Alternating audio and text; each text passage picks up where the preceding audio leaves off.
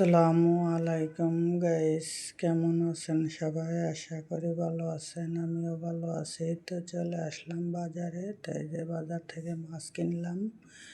বাজার থেকে মাছ কিনে বাজারে এই কাটাইয়া নিয়ে আসলাম, কারণ এখানে বড় মাছ কিনলে বাসায় বটি দিয়ে কাটতে অসুবিধা হয়।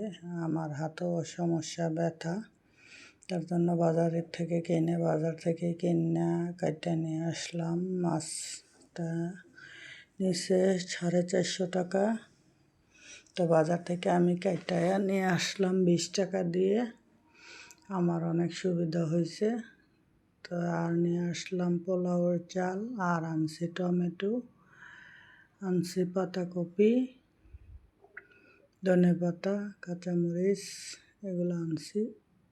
তো এখন এই যে পোলাওর চালটা ডাইলা রাখলাম, আর টমেটোগুলো ডাইলা নিতেছি। একদম সতেজ তাজা টমেটো 40 টাকা কেজি।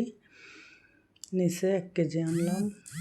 আর আনলাম এই যে মাছ ধুইয়া তারপরে আজকে রান্না করব কিছু, আর ফ্রিজে রাইখা দিব।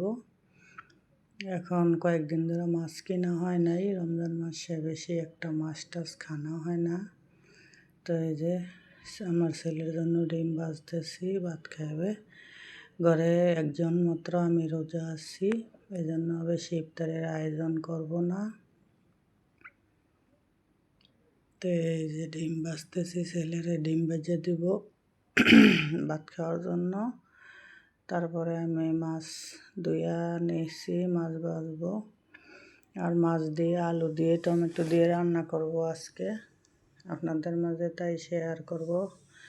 আমি যা রান্না করি তাই শেয়ার করি। মাছটা ধুয়ে আমি আগেই হলুদ লবণ মাখায় রাখছিলাম। তারপরে গোসল টোসল করে কতক্ষণ রেস্ট নিয়ে এখন রান্না করতে আসলাম।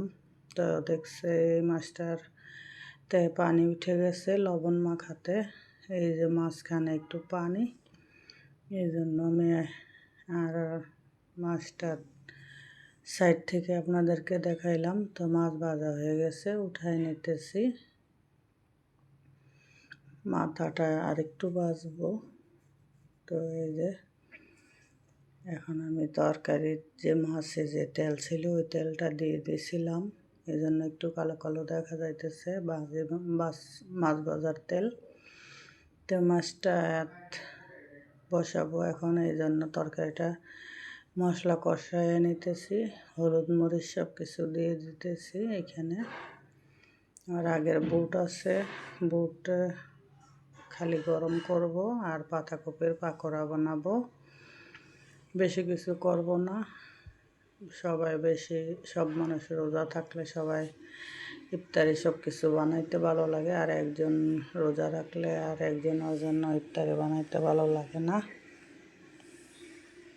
তো এখানে আমি আলুও আগেই সিদ্ধ করে রাখছি, আলু আর টমেটো দিয়ে তরকারি রান্না করব। তো এখানে আমি সব মশলা দিলাম, দিয়ে এখন কষায় নিতেছি। এখন দিয়ে দিব আলু টমেটো সব একসাথে দিয়ে কষাইয়ে নেব। আমি মশলাটা ভালোভাবে কষাইয়ে নিলাম। তো এখানে এই যে সিদ্ধ করা আলু, এই জন্য আমি টমেটোটাও একসাথে দিয়ে দিলাম। আলু কিনে আনছিল, এখান থেকে আবার কয়েকটা পড়ছিল, মানে সাইড দিয়ে সমস্যা, এই জন্য আমি কাটটা একটু আলুগুলো বেশি করে সিদ্ধ করে নিছি। তো এই একটু আলু বেশি হয়েছে, তো কমে যাবে তরকারি। আবার এই যে আমি একজন রোজা আর 3 জন রোজা নাই, তো হ্যাঁ আবার খাইব। তো এই যে আমি মাছ দিয়ে দিতেছি তরকারিতে, বেশি মাছ দিতেছি না, কম করে দিতেছি। দেখা গেল না খাইলে আবার মাছটা পরে গরম করলে এই মাছটা খাইতে চায় না। এখন ধনেপাতা দিয়ে দিলাম। তরকারি আমার হয়ে গেছে। আর সিদ্ধ করা আলুতে পানি টাইনা নেয়, এই জন্য ঝোল আমি একটু বেশি রাখবো। তো তরকারি নামাই নিব আমি। আর এখানে পাতাকপির পাকোড়া বানানোর জন্য পাতাকপিটা আমি কাটতে আগে লবণ দিয়ে মাখায় রাখছি। তো দিয়ে দিছি এখন কাঁচামরিচ কাটতে দিছি, পেঁয়াজ কাটতে দিছি। আর এখানে হলুদ, মরিচের গুঁড়া, লবণ, ধনিয়ার গুঁড়া সব দিয়ে আমি আগে মাখাবো। আর আগে পাতাকপিটা যে পানি উঠছে ওইটা আমি চিপে পানিটা ফালাই দিছি। আর এখন সব মশলা দিয়ে মাখায় নিতেছি। আর এই যে বুট গরম করতেছি এখন। আর এই যে তরকারি, আর এই যে মশলা দিয়ে রাখছি সব কিছু। এটাতে আমি আর দিব বেসন। এটা আগে মশলাটা মাখাইয়া তারপরে আমি বেসনটা মাখাবো। তো এই যে আগে মশলাটা মাখাই রেখেছি, মানে এটা কষলায় নিতেছি। তারপরে একসাথে বেসন দিয়ে মাখাইয়া তারপরে এখানে আমি অর্ধেকটা উঠাইয়া রাখবো কালকে ভাজার জন্য, আর অর্ধেকটা আমি আজকে ভাজবো। অতগুলো ভাজলে আবার খাওয়া হবে না, এই জন্য আমার জন্য শুধু ভাজতেছি। তো বেসনটা দিলে আমার কাছে ভালো লাগে। আর একটু কর্নফ্লাওয়ারও দিয়ে দিয়েছিলাম, কর্নফ্লাওয়ার দিলে আবার একটু মচমচা হয়। তো এখন আমি এই যে অর্ধেকটা উঠাই নিয়েছি। আর এখন চ্যাপটা পাতলা পাতলা করে একদম ভাজতেছি। পাতলা পাতলা করে ভাজলে একদম মচমচা হয়। আর মোটা হয়ে যায় যদি, তাহলে আর মচমচা হয় না। তো আমি এইভাবে ভাজতেছি। কে কে এইভাবে পাতাকপির পাকোড়া খান কমেন্টে জানাবেন। আমি খাই তাই আপনাদেরকে শেয়ার করলাম। আমার কাছে ভালোই লাগে খাইতে। আর ইফতারির পরে পাতাকপির পাকোড়াটা খাইতে আমার কাছে আরও বেশি ভালো লাগে। এই যে আমার ভাজা শেষ।